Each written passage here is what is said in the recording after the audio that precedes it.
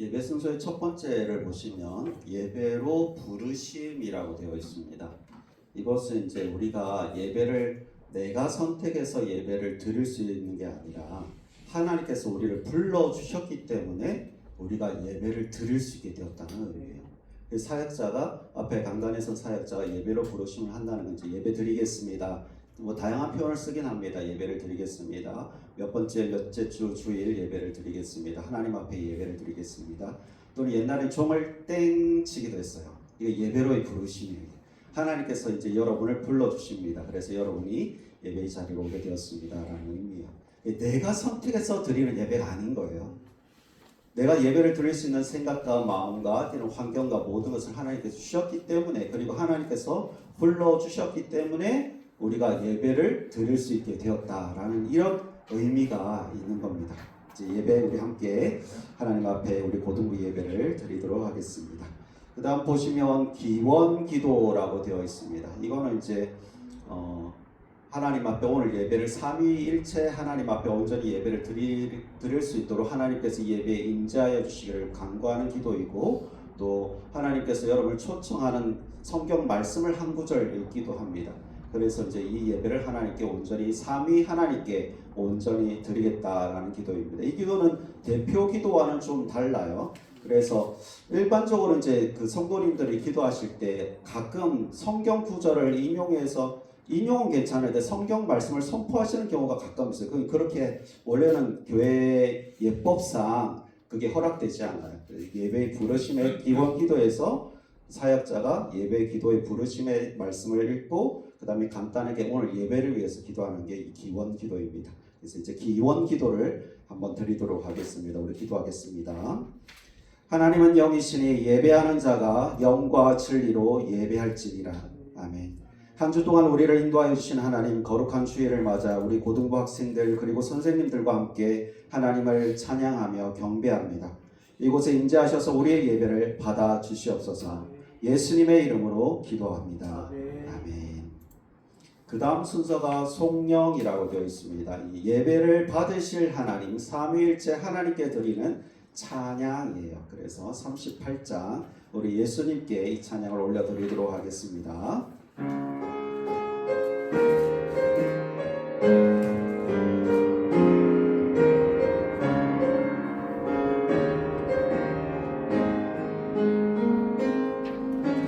예수 우리 왕이여, 이곳에 오셔서 우리가 함께 드리는 영광을 받아 주소서. 우리는 주님의 백성, 주님은 우리 왕이라. 왕이신 예수님 오셔서 좌정하사 다스리소서. 예수 우리 주시여, 이곳에 오셔서 우리가 주께 드리는 찬양을 받아 주소서. 우리는 주님의 종들, 주님은 우리 주시라. 주 대신 예수님 오셔서 이 찬양을 받아 주소서.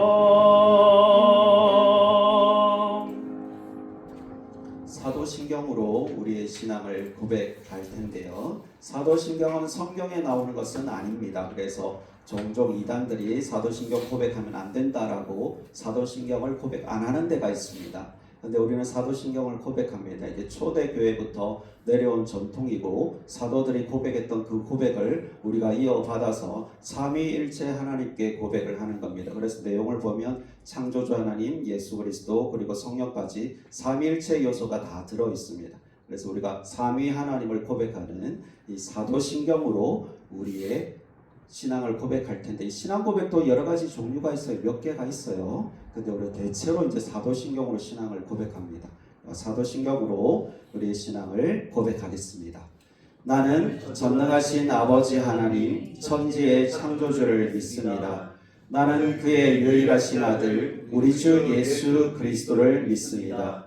그는 성령으로 잉태되어 동정녀 마리아에게서 나시고 본디오 빌라도에게 고난을 받아 십자가에 못 박혀 죽으시고 장사된 지 사흘 만에 죽은 자 가운데서 다시 살아나셨으며 하늘에 오르시어 전능하신 아버지 하나님 우편에 앉아 계시다가 거기로부터 살아있는 자와 죽은 자를 심판하러 오십니다.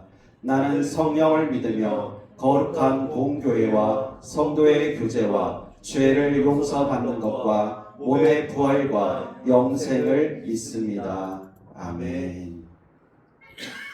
그 다음 순서가 성시교독입니다. 이건 이제 초대교회로부터 쭉 내려오는 전통인데, 옛날에는 이렇게 설교가 강조되진 않았어요. 초대교회 시절에는 그 성경 말씀 자체가 그 편지이고 그 자체가 설교였습니다. 그래서 지금은 사실 우리가 설교하기 전에 짧게 성경 구절을 읽고 설교가 거의 20분, 30분에 이르지만 초대교회 초대 시절에는 2시간이고 3시간이고 성경 자체를 읽었어요. 그게 설교니까. 오늘은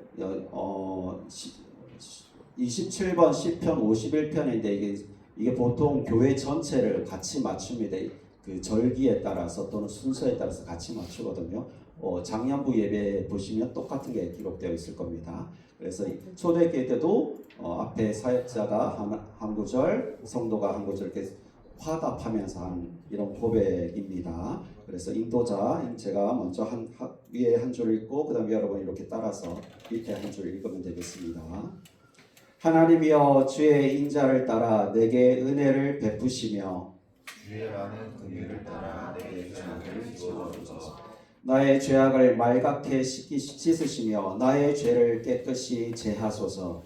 무릇 나는 내 죄가를 아오니 내 죄가 항상 내 앞에 있나이다. 내가 주께만 범죄하여 주의 목전에 악을 행하였사오니 주께서 말씀하실 때 의로우시다 하고 주께서 심판하실 때 순전하시다 하리이다. 하리이다. 내가 죄악 중에서 출생하였으며 어머니가 죄 중에서 나를 잉태하였나이다. 우슬초로 나를 정결하게 하소서. 내가 정하리이다. 나의 죄를 씻어 주소서. 내가 눈보다 희리이다. 하나님이여 내 속에 정한 마음을 창조하시고 내 내 안에 정직한 영을 새롭게 하소서. 아멘. 그 다음 순서가 참회의 기도입니다. 이것은 이제 우리가 하나님 앞에 나아가기 전에 우리가 어떤 존재인지를 깨닫는 거죠. 그래서 일단은 제가 먼저 참회의 기도문을 먼저 읽을 거예요. 제가 준비한 기도문을. 그 다음에 이제 이렇게 말씀드릴 겁니다. 하나님과 나만 아는 죄를 구체적으로 고백하는 시간을 가지겠습니다라고 할 거예요. 제가 이제 전체적인 이런 참회의 기도를 먼저 기도를 하고 여러분이 같이 아멘으로 같이 하시면 되겠고, 그 다음에 이제 개인적인 고백을 하는 시간을 가진 다음에 그 다음에 용서의 확신이 이건 이제 하나님의 말씀을 제가 그대로 선포해서 하나님께서 죄를 고백하는 사람에게 어떻게 말씀하시는지 그대로 선포를 할 것이고, 저희는 그 선포를 그대로 믿음으로 받아들이면 되는 거예요. 그래서 여기 한 세트입니다. 참회 기도와 용서의 확신입니다. 우리 같이 기도하시겠습니다.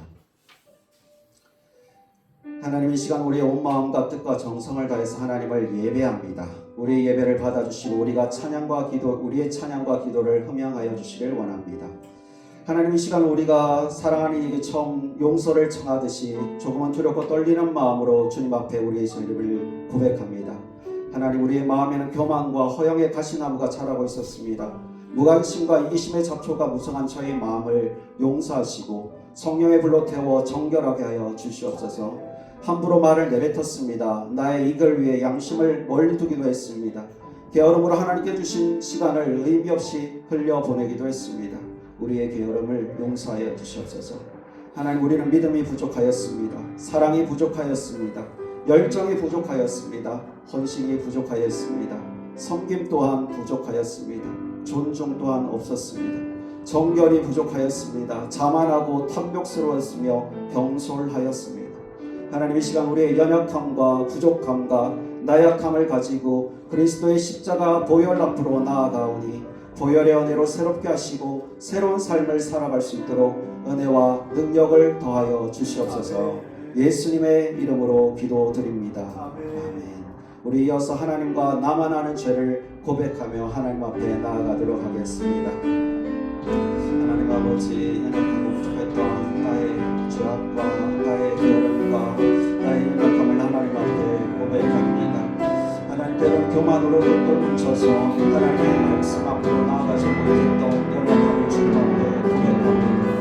아버지 하나님, 내가 무엇이라고 하나님께서 그토록 베풀어주시는데 그토록 귀를 막고 교만한 자세로 하나님 앞에 선택한 것을 기억하게 하시니 감사합니다.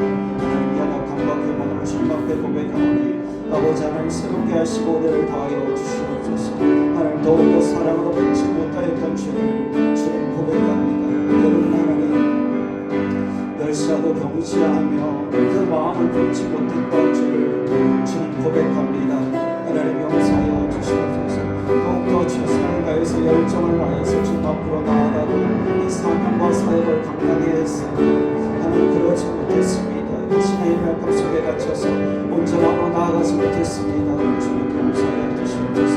하나님과 더욱더 친밀한 교제와 더 깊은 교제를 나눠야 한다는 것을 알지만 하나님, 게으름으로 나약하고 그 은혜의 자리를 지켜내지 못하였습니다. 주님, 용서하시고 시간 그리스도의 보혈의 은혜로 함께 하셔서 새로운 은혜와 능력을 맛보아 누릴 수 있도록 주님 축복하시고 인도하여 주시옵소서. 고백한 그 모든 고백들 위해 성령의 기름으로 함께 하시고 예수 그리스도의 보혈의 은혜를 흘려 주시옵소서. 하나님의 말씀을 전달해 드립니다. 이사야 1장 18절 말씀에 여호와께서 말씀하시되 오라, 우리가 서로 변론하자. 너희 죄가 주홍 같을지라도 눈과 같이 희어질 것이요 진홍같이 붉을지라도 양털같이 되리라. 아멘. 지울 수 없는 짙은 죄악이라 할지라도 하나님 앞에 고백하면 예수 그리스도의 보혈을 통해 용서해 주신다고 약속하셨습니다. 오늘 우리가 그 약속을 믿고 우리가 고백한 그 모든 죄를 하나님께서 깨끗하게 용서하여 주신 줄 믿습니다. 아멘. 하나님께서 용서하여 주셨으니 사람에게도 용기를 내어 용서를 구할 수 있는 저와 여러분 되길 바랍니다. 우리 함께 찬송가 32장 드리겠습니다. 이 찬송은 우리 죄를 용서하기 위해서 사람 몸을 입고 오신 예수 그리스도를 기억하고 존귀한 예수 그리스도의 이름을 높여드리는 찬양입니다. 32장 드리겠습니다.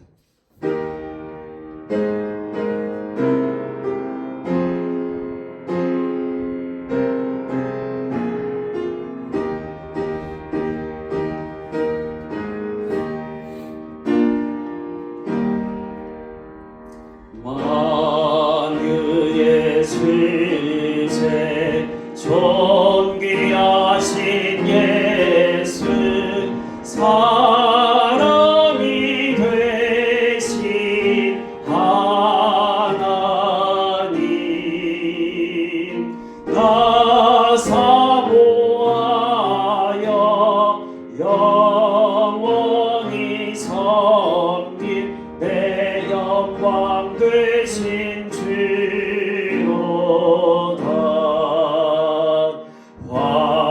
화려한 동산 무성한 저술목 아름답고 묘하다. 순전한 예수 더 아름다워 봄 같은 기쁨 주시네.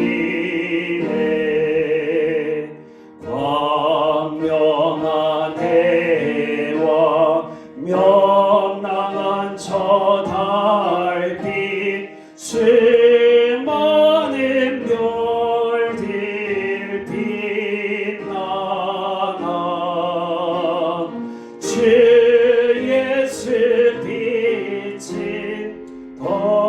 찬란하여 참 비교할 수 없도다.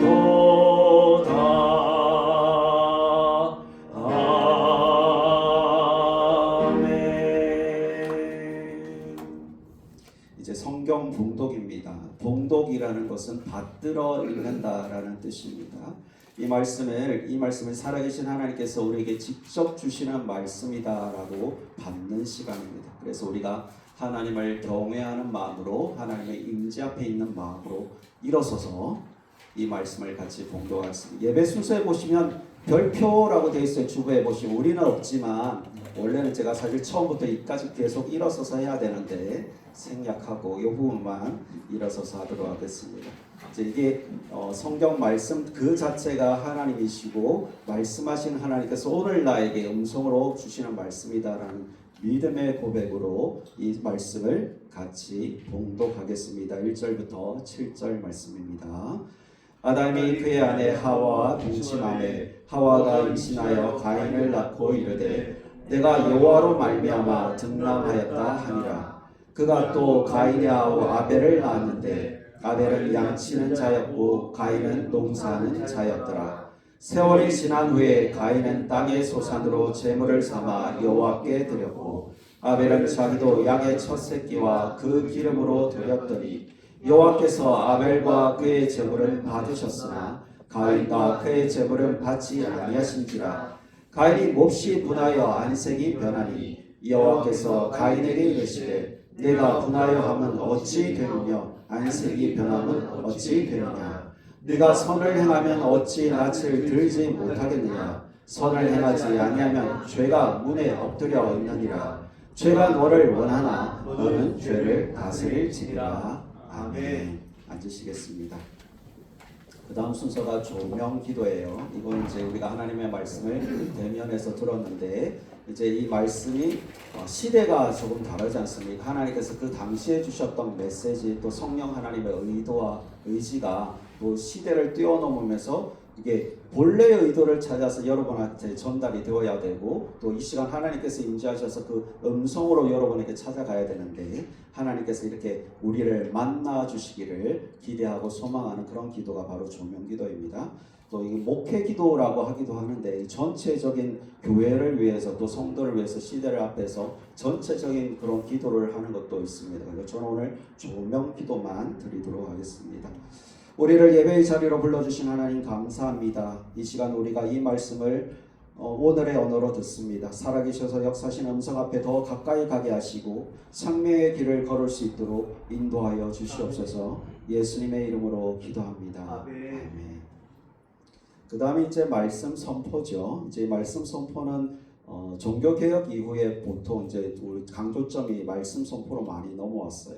말씀은 이제 성경 자체가 기록된 그 시대 그리고 이 말씀을 주셨던 하나님의 의도, 성령 하나님의 의도, 원저자의 의도를 찾아서 오늘 이 시대에 하나님께서 어떤 말씀을 주시는가를 전달하는 거라고 할 수 있습니다. 그래서 그 시대의 시대적 배경, 언어적 배경, 문화적 배경, 정치적 배경 이런 문맥, 단어의 의미들까지 이렇게 조사를 해서 공부를 해서 이게 하나님의 뜻이구나라는 것을 찾고 이것을 시대를 뛰어넘어서 바로 여러분에게 직접적으로 적용하는 방법도 있고 또는 간접적으로 적용하는 방법이 있습니다. 동일하신 하나님을 이전에도 살아계셔서 역사하시는 하나님은 지금도 살아계셔서 역사하시는 하나님이잖아요. 그래서 이 하나님을 그대로 말씀을 선포할 수 있습니다. 근데 어떤 부분은 그 시대에 주셨던 말씀이기 때문에 이것은 오늘 우리에게 어떤 의미인가라는 것을 전달하기도 합니다. 어쨌든 직접적인 적용과 간접적인 적용을 통해서 오늘 하나님께서 우리가 어떤 말씀을 주시는가가 전달하는 게 이 설교라고 할 수 있습니다. 사람이 사실은 서서 전달하는 거지만 이 가운데 하나님께서 임재하실 때에 자주 말씀드리죠. 한 단어, 한 문장, 어떤 의미가 여러분과 가슴속에 꽉 박혀서 한 주를 살아갈 수 있게 만들어 주신다고.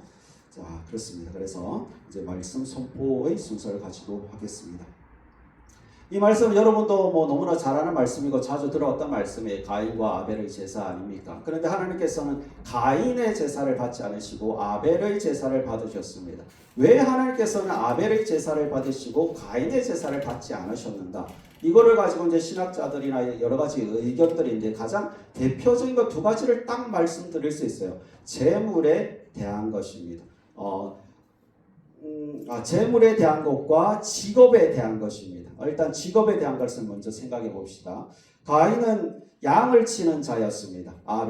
가인은 농사를 짓는 자였습니다. 아벨은 양을 치는 사람이었습니다. 직업으로 보면 양치기와 그 농사꾼이죠. 옛날에 이제 이거 직업으로 보고 하나님께서는 양치는 사람을 더 좋아하셨기 때문에 아벨의 제사를 받으셨다라고 해석하는 헤르만 군켈이라는 사람이 있습니다. 잘못된 해석이에요. 만약에 하나님께서 직업을 가지고 문제를 삼으신다면 하나님께서 우리는 직업 자체가 하나님의 소명이잖아요. 하나님께서 부르신 거잖아요. 직업이 죄가 아니라면 하나님의 부르심의 자리예요. 그래서 어떤 직업을 받고 어떤 직업을 받지 않는다라는 해석은 잘못된 해석이 됩니다. 또 하나의 잘못된 해석은 재물에 대한 해석입니다. 가벨은 농사의 이삭으로 드렸죠. 농사로 얻은 것을. 그리고 아벨은 양을 첫 새끼를 드렸죠. 그 재물 어떤 재물로 드리는가 가지고 이건 이제 문제가 있다. 하나님께서는 양을 좋아하시기 때문에 그래서 하나님께서 받으셨다. 그리고 이제 이 양이 그 구약 시대와 신약 세대를 쭉 이어가면서 바로 예수 그리스도를 예표하는 것이기 때문에 그래서 하나님께서 양으로 제사를 드린 아벨의 제사를 받으셨다라고 말을 하는 주장들도 있습니다. 그런데 이것 또한 잘못된 것입니다. 왜냐하면 곡식으로 제물을 드리는 것을 하나님께서 안 좋아하셨다면 레위기나 이후의 시대에도 곡식으로 제사를 드리는 장면들이 여러 장면이 나옵니다. 그럼 그때 하나님께서 받지 않으셔야죠. 동일하신 하나님이 그때는 받으셨단 말이에요. 그럼 그게 문제가 아니라는 거예요. 결국엔 뭐냐? 직업도 상관없고요. 재물도 상관없어요. 가장 중요한 건 뭐냐면 사람이라는 거예요. 누가 드리는가가 가장 중요하다는 것입니다. 그래서 오늘 말씀을 보시면 4절과 5절 말씀을 이렇게 되어 있어요. 아벨은 자기도 양의 첫 새끼와 그 기름으로 드렸더니 여호와께서 아벨과 그의 제물을 받으셨으나 아벨이 문제인 거예요. 아벨과 그 제물을 받으셨고 가인은 가인과 그의 제물은 받지 아니하신지라. 누가 드리느냐가 가장 중요한 거예요. 어떤 사람이 어떤 준비된 마음으로 어떤 마음으로 어떻게 정결함으로 하나님께 드리냐. 이게 하나님께서 받으시고 안 받으시는 가장 중요한 차이점이라는 거예요. 그래서 하나님께서 우리에게 무엇을 보신다고 말씀하시나요? 너희의 중심을 보신다고 말씀하시잖아요. 성경이 일맥상통하는 거예요. 바로 네가 무엇으로 들었냐보다 어떤 마음, 어떤 중심으로 들었냐를 하나님께서 보신다는 거예요. 어떤 가난한 가부가 아주 작은 재물로 하나님 앞에 그 헌금을 했어요. 그때 예수님 뭐라 했어요? 이 사람이 가장 많이 드렸다 그랬어요. 그 예수님께서 보시는 것도 동일한 겁니다. 네가 얼마를 드렸느냐가 문제가 아니고 어떤 마음으로 드렸느냐를 보신다는 거예요. 결국엔 중심인 거예요. 하나님께서 우리의 예배를 받으시는가 받지 않으시는가, 내가 어떤 마음으로 예배를 드리는가, 내가 무엇을 드리는가. 나는 하나님께 온전한 예배를 드리는 사람인가 라는 질문 앞에 서야 되는 거예요. 여러분한테 헌금을 많이 하라라고 말하지 못하지 않습니까? 여러분이 돈 버는 사람들이 아니니까. 그럼 하나님 앞에 우리는 어떤 온전함을 드릴 수 있을까요? 어떻게 하나님 앞에 온전한 제사를 드릴 수 있을까요? 하나님께서 우리를 어떤 모습을 보시고 우리의 예배를 온전히 받으실까요? 예배는 준비되어야 되거든요. 재물을 준비하듯이 그 양을 준비하듯이 그 마음은 일단 우리는 똑같이 가져야 돼요. 자기의 죄를 가지고 그 양들을 끌고 와서 아니면 그 성전에서 자신의 죄를 전가할 양을 삽니다. 그건 재산에 따라서 소를 사는 사람도 있고 양을 사는 사람도 있고 비둘기를 사는 사람도 있고 어떤 사람은 곡식을 사는 사람도 있습니다. 아무튼 그 생명체를 사서 그 생명체에게 자기의 죄를 전가시킵니다. 나의 모든 죄를 얘한테 전가시키는 거예요. 그리고 제사장이 이 양을 잡아요. 그리고 번제단에서 이 양을 불태워 올려드려요. 사실은 이 양이 죽는 거지만 그 실제적으로는 내가 죽는 거예요. 내가 죽어야 할 것을 양이 대신 죽는 거란 말이죠. 내가 우리가 예배의 단으로 나올 때 우리는 어떤 준비된 마음으로 나와야 하는가? 내가 불태워져 올려지는 마음으로, 내가 온전히 올려드려지는 마음으로 하나님 앞에 나와야 한다는 것입니다. 무엇을 가지고 왔느냐, 내 손에 뭐가 있느냐, 이것보다는 내가 어떤 제물이 되어서 하나님 앞에 나와 있는가, 이게 가장 중요하다는 것입니다. 사실 이 예배가 이런 현대적인 예배로 전환될 수 있는 가장 결정적인 계기가 하나 있었어요. 1962년에서 1965년도에 제2차 바티칸 공의회라는 게 있었습니다. 이게 카톨릭에서 있었던 공의회거든요. 이제 이 1962년도나 되어서 이제 그때서 캐톨릭에서 이런 고민을 한 거예요. 보니까 예배가 너무 경직되어 있어요. 지금 저는 이제 이렇게 서서 여러분 앞에 상호 교통하듯이 예배를 인도하고 여러분과 말씀을 나눕니다. 근데 천주교는 사실 이렇게 있죠. 제단이 있고 강단이 있어요. 향을 분향할 때도 이렇게 분향을 하고 여기만 바라보고 있는 거예요. 최근 1962년 그 이후에 이제 이렇게 사제의 강단이 돌아선 겁니다. 별거 아닌 것 같죠. 근데 굉장히 중요한 의미가 있어요. 알지도 못하는 라틴어로 예배를 드리고 뭐 일어섰다 앉았다. 그리스 종교에 가면, 그리스 종교에도 기독교의 하나예요. 거기는 일어섰다 앉았다 순서가 굉장히 많아요. 근데 왜 일어섰다 앉았다 하는지도 몰라요. 그렇게 해왔기 때문에 해오는 거예요. 의미조차도 잃어버린 거죠. 그래서 이제 캐톨릭 이제 제2차 바티칸 공의에서 이렇게 합니다. 예배가 교회의 삶의 심장이라는 교회의 가르침을 설명하면서 거룩한 본문들과 예식들은 그것들이 의미하는 거룩한 것들을 좀 더 명료하게 표현할 수 있도록 잘 묘사되어야 한다. 그리스도인들이 가능한 그것을 어렵지 않게 이해하고 그것들에게 충만히 또한 능동적으로 참여하여 진정한 공동체를 이룰 수 있어야 한다라는 결론을 내립니다. 그래서 미사가 굉장히 수동적이었는데 거의 뭐 사제가 모든 것을 다 진행해요. 근데 이 결정 이후에 사제와 성도들이 함께 예배하는 걸로 바뀌기 시작했어요. 그리고 이 문화가 기독교 우리 개신교에도 그대로 들어와지게 됩니다. 그런데 문제는 뭐냐면 전통적인 예배를 쭉 이어서 오다가 이제 이런 관점들이 변화가 생기면서 이제 문제점이 생겼어요. 뭐냐면 전에는 모든 것이 하나님께 맞춰지는 예배였는데 이제는 그 관점이 변해서 사람에게 맞추는 예배가 되어버린 겁니다. 무슨 의미인지 아시겠어요? 전에는 그냥 오로지 하나님 앞에 우리 순서가 들어보셨겠지만 모든 순서의 의미가 다 하나님이었잖아요. 삼위 하나님, 죄 용서, 예수 그리스도 다 이거예요. 그런데 이제 그런 문화적인 변화가 생기면서 오직 하나님만 바라보던 예배가 이제 성도를 바라보는 예배가 되면서 이제 예배의 대상이 달라지기 시작했어요. 오직 하나님만 예배하는 게 아니라 사람이 예배되어지기 시작합니다. 그래서 모든 문화적인 것도 어떻게 보면 좀 클래식이라는 단어가 여러분 좀 진부한 느낌은 아니잖아요. 클래식 정통음악은 진부한 느낌이 아니잖아요. 그냥 그 정말 순수하게 내려준 정말 고귀한 음악이잖아요. 그 정통 예배라는 것도 사실 클래식과 같은 거예요.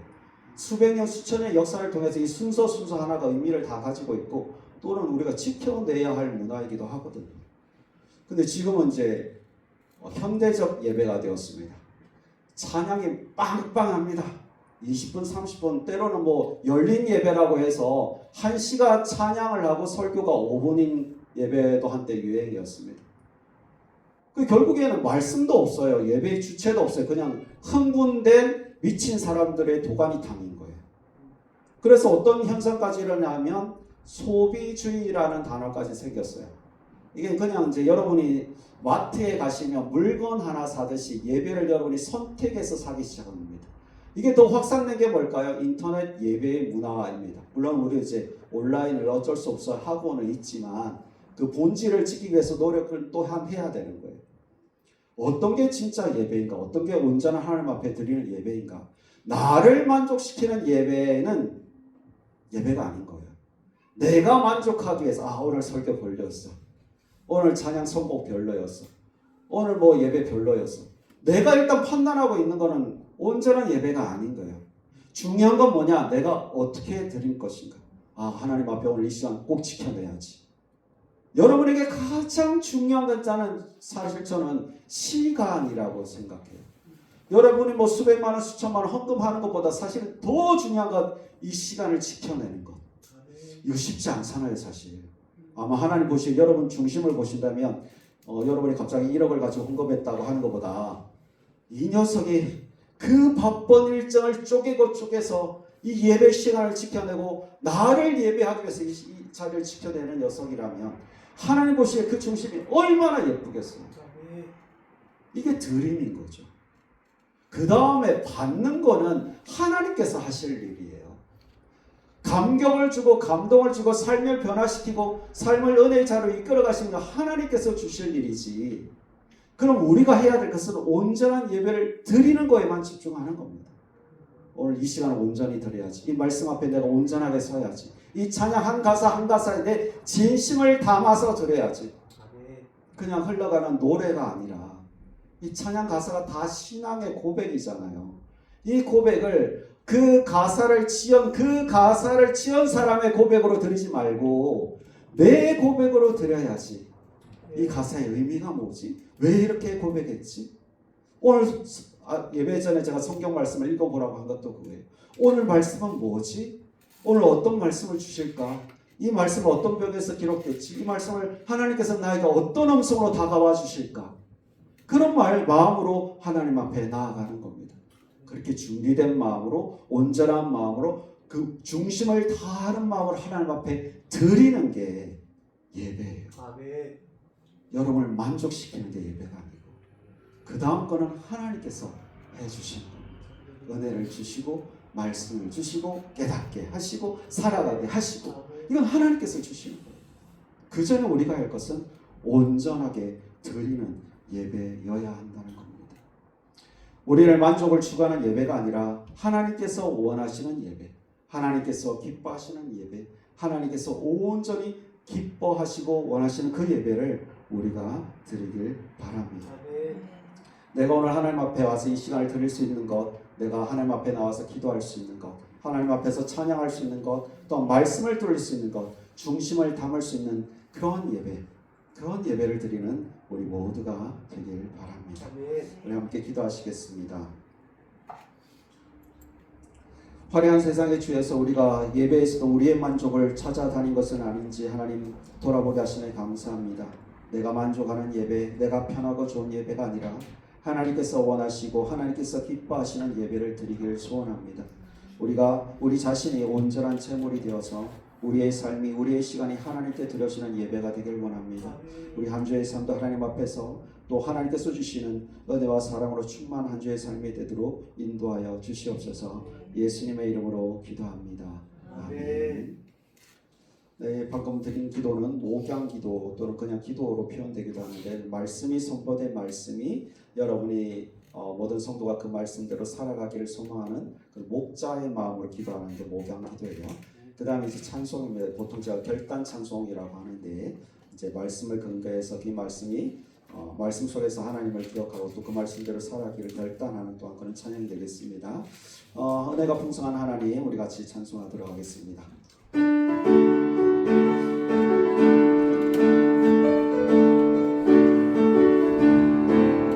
은혜가 풍성한 하나님이 믿는 전 사람 한 사람 어제도 오늘도 언제든지 연착고 보호해 주시네. 주여 성령의 인사드림 오늘도 내려 주소서. 성령의 뜨거운 불길로서 오늘도 충만케 하소서. 정욕과 죄악에 물든 마음 성령의 불길로 태우사 정욕케 하소서. 태우소서 하여 주옵소서.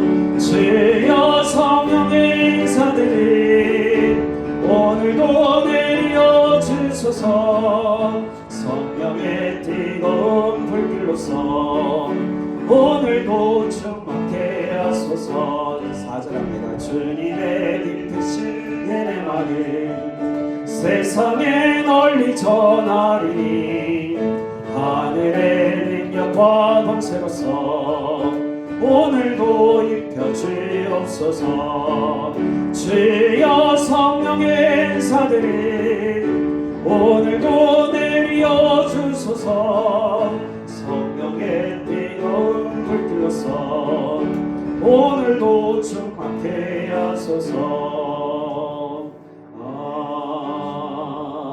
아멘. 순서가 하나 빠졌네요. 봉헌 기도가 빠졌어요. 기도하겠습니다. 하나님 아버지 감사와 영광을 올려드립니다. 하나님께서 은혜를 베풀어 주셨고 우리를 인도하여 주셨음을 기억하며 하나님께 감사하는 마음을 담아 귀한 예물 하나님 앞에 올려드립니다. 하나님 그 마음 그 중심을 받아주시고 하늘에 충만한 것과 땅에 놀라운 것들로 채워 역사하여 주시옵소서. 이 물질이 쓰이는 곳곳마다 하나님께서 기뻐하시는 은혜의 역사들이 일어나도록 인도하여 주시옵소서. 예수님의 이름으로 기도합니다. 아멘. 이제 그 다음이 광고입니다. 교제 및 광고라고 되어 있죠. 1세기 때는 서로 인사하는 게 굉장히 중요했어요. 요즘 많이 축소가 됐는데 보통 일반 교회에서는 예배를 시작할 때 옆 사람과 인사하겠습니다 이렇게 하죠. 우리도 한번 합시다. 옆 사람과 인사하겠습니다. 한 주도 평안합시다. 한 주도 화이팅. 네, 성교의 교조예요. 그 다음에 광고 있습니다. 우주 기도가 원래 이번 주였는데 이 순서를 좀 바꾸면서 샘플을 보여드리기 위해서 한 주 연기했습니다. 우주가 다음 주 기도해 주시고 그 다음 수험생을 위해서 광고가 이제 주보 뒤편에도 나와 있어요. 이거 만드느라고 정신 없었어요. 안 하던 주보를 만들어 가지고 수험생을 위해서 함께 기도해 주시기 바랍니다. 세원이, 민서, 연두, 한성모, 은비, 송빈, 예라, 문성, 지헌, 미안해 지연아, 아인, 하나, 기주, 재현, 훈, 현주님 이렇게 수험생과 또 시험 준비생을 위해서 기도해 주시기 바랍니다. 그 다음 연탄봉사가 이번 주 토요일에 있습니다. 8시 50분까지 교회 집합해 주시고요. 정시에 출발하도록 하겠습니다. 현장으로 오시는 분들은 개인 차량을 이용하셔서 현장으로 오시는 분들은 이따가 예배 마치고 저한테 좀 다시 말씀해 주시기 바랍니다. 그 다음에 위로와 격려의 만찬이 있습니다. 11월 16일 줄 예배 후에 샤브 올데이를 가도록 하겠습니다. 우리 정교쌤이 연락을 해보니까 예약은 안 된대요. 그래서 예배를 일찍 마치고 여기 가서 우리 함께 위로와 격려의 만찬을 하도록 하겠습니다. 특별히 수험생을 위한 시간이니까 수험생들 꼭 빠지지 말고 모두 참석해 주시길 바랍니다. 그리고 11월 16일 오후에는 청년부에서 유영권 교수님을 초대해서 행복한 대인관계의 노하우라는 주제를 가지고 강의를 해주실 텐데요. 여러분 시간 되시면 같이 참석해 주시면 좋을 것 같습니다. 자, 이제 마지막 찬송입니다. 송영이라고 되어 있죠. 하나님 앞에 올려드리는 찬송입니다. 이것도 이제 일어나서 할 거예요. 같이 일어나서 만복의 근원 하나님, 온 백성 찬송들을 같이 찬송하겠습니다.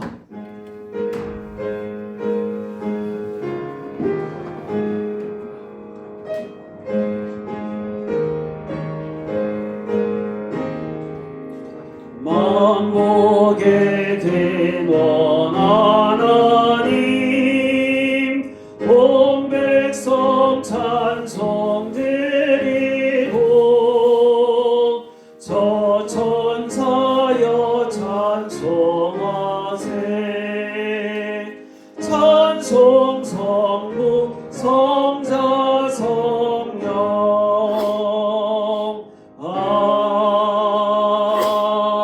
아멘. 축복기도합니다. 우리 주 예수 그리스도의 은혜와 하나님 아버지의 무한하신 사랑과 성령 하나님의 내주 교통 인도하심이 하나님 앞에서 더 신실한 예배를 드리기로 또 삶의 예배를 드리기로 작정하는 주의 백성들에게 또한 얼마 남지 않은 시험을 준비하고 있는 수험생들 머리 위에 지금부터 영원까지 함께 있을지어다. 아멘.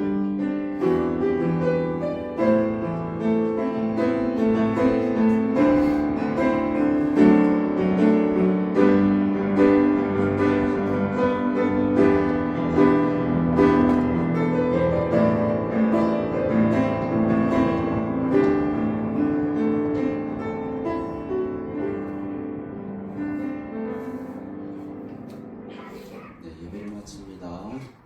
이제 속으로 기도.